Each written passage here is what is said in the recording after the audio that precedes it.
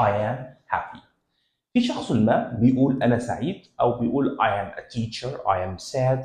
Anyway, أعمل السؤال إزاي؟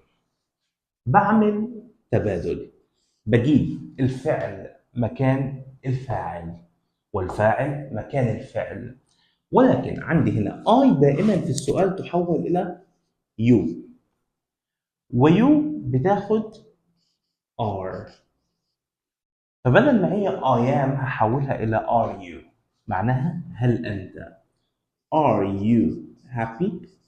يعني هل أنت تكون سعيد؟ فهنا طبعا are هتيجي بمعنى هل are you، ولما السؤال يكون بمعنى هل في الحالة دي هجاوب بيس أو نو. يس و are you هرجعها لأصلها I am. نعم أنا كذلك. ينفع أحط كلمة happy